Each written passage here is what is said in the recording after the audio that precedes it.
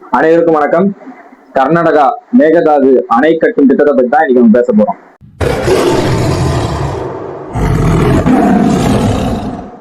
கர்நாடகாவில் மேகதாது அணை கட்டத்தை பத்தி அந்த மாநிலத்தோட துணை முதலமைச்சர் கே சிவகுமார் அறிவிச்சிருக்காரு. இதுக்கு தமிழ்நாட்டில் நிறைய கட்சிகள் கண்டனம் தெரிவிக்கிறாங்க. அதுல முக்கியமா திமுக கட்சி. இதை பத்தி நம்ம பேசுறதுக்கு ஒரு விஷயம் தெரிஞ்சுப்போம். தமிழ்நாட்டுல பாத்தீங்கன்னா வருஷத்துக்கு 980 மில்லிமீட்டர் மழை பெய்யுது. இதுல 4300 டிஎம்சி தண்ணீர் நமக்கு கிடைக்குது. இதுல நம்ம பயன்படுத்துறது பாத்தீங்கன்னா வெறும் 2000 தான் பயன்படுத்துறோம். மிச்சம் 2300 டிஎம்சி கடல்ல கலந்துது. இப்ப தமிழ்நாட்டுல பாத்தீங்கன்னா மொத்தம் 34 ஆறு இருக்கு. இது இல்லாம ஏரி, குளம், குட்டை இப்படின்னு நம்ம கணக்கு பண்ணோம்னா 154 நீர்த்தேக்கங்கள் இருக்கு. இதை நம்ம சரி செஞ்சாலே போதும், நமக்கு போதுமான நீர் தேவைப்படும். இதை விட்டுட்டு டிஎம்கே என்ன சொல்றாங்கன்னா, இந்த மாதிரி அணை கட்டினா தமிழர்களுக்கு பாதிப்படையும். 5 வருஷமா என்ன பண்ணிட்டு இருந்தீங்க? 5 வருஷமா இதெல்லாம் சரி செய்யாம என்ன பண்ணிட்டு இருந்தீங்க? நம்ம கிட்ட எல்லாமே இருக்குல்ல, அப்ப நம்ம அதை பண்ணிருக்கலாம்ல. அதை விட்டுட்டு அங்க போய் அணை கட்டுறாங்க, அதை நாங்க கண்டனம் தெரிவிக்கிறோம் சொல்லிட்டு இருந்தா என்ன அர்த்தம்?